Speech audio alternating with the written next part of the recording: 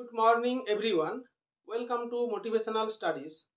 বন্ধুরা, আগামীকাল রবিবার মিসলেনিয়াস মেন 2023-এর পরীক্ষাটা আছে। আশা করছি আপনাদের সবার প্রিপারেশান ভালো হয়েছে, এক্সাম ভালো হবে। তো আজকে আমি মিসলেনিয়াস 2023-এর ভ্যাকেন্সিটা নিয়ে একটু আলোচনা করে দিই। আপনাদের অনেকেরই ভ্যাকেন্সি নিয়ে একটু চাপ থাকে।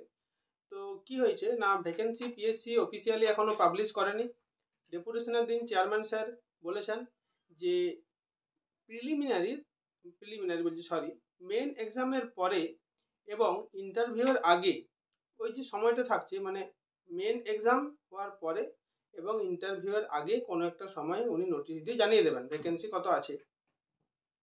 তো সেটা এখন পরের ব্যাপার, কিন্তু আপনাদের সবারই তো একটা মানে মানে ইচ্ছে থাকে যে কত ভ্যাকেন্সি আছে, তাহলে কাট অফ কত যেতে পারে, সেরকম একটা মানে উদ্বেগ থাকে আর কি। সেই জন্য আমার মনে হলো যে ভ্যাকেন্সিটা আপনাদের জানিয়ে দিই, তাহলে আপনারাও খুশি হবেন আর কি। ভ্যাকেন্সিটা খুবই বেশি আছে, অনেক বেশি আছে ভ্যাকেন্সিটা, আপনারা নিশ্চিন্ত থাকুন।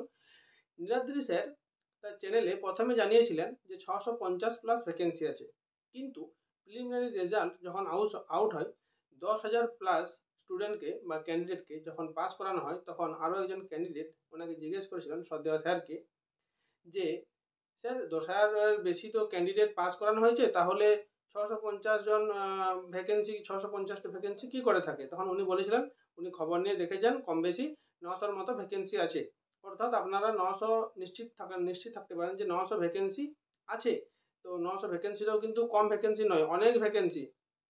2019 সালে আমি যে মিসলেনিয়াসটা দিই সে বছর কিন্তু 400 সামথিং ভ্যাকেন্সি ছিল। যাই হোক, আমি সেটাতে জয়েন করিনি, তো মানে অন্য ব্যাপার। যে ভ্যাকেন্সিটা ছিল সেটা কিন্তু অনেক কম ছিল। এইবারে 900 মতো ভ্যাকেন্সি কিন্তু কম নয়, অনেক ভ্যাকেন্সি। কাট অফ সেই মতো আপনাদের আমার মনে হয় যে একটু কমই যেতে পারে। তারপরে কোশ্চেনটা দেখা যাক তারপরে, যে আগামীকাল কোশ্চেনটা কীরকম আসে।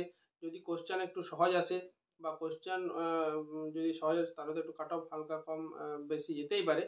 আর যদি হার্ড আসে তাহলে তো কম যাবে, আপনারা সবাই জানেন। আর ভ্যাকেন্সির যেহেতু 900 আছে, তাহলে ওই 2018 সালের যে মিসলেনিয়াসটা হয়েছিল মানে কাট অফটা তার মতো থাকার বা একটু বেশি থাকার সম্ভাবনা থেকে যাচ্ছে।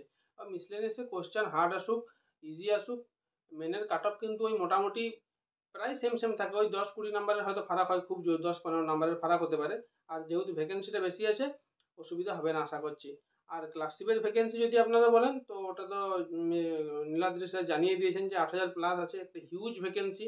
2019 সালের থেকেও বেশি ভ্যাকেন্সি আছে এবারে ক্লার্কশিপে। তো যারা ক্লার্কশিপ দিচ্ছেন আপনারা ভালো করে দিন। আর আগামীকাল মিসলেনিয়াস আছে, আপনারা টেনশন নেবেন না। প্রিপারেশান তো হয়ে গেছে সবার, আশা করছি। আপনারা শান্ত থাকুন, মনটা শান্ত রাখুন, ভালো করে পরীক্ষা দিন। যাই হোক, ধন্যবাদ।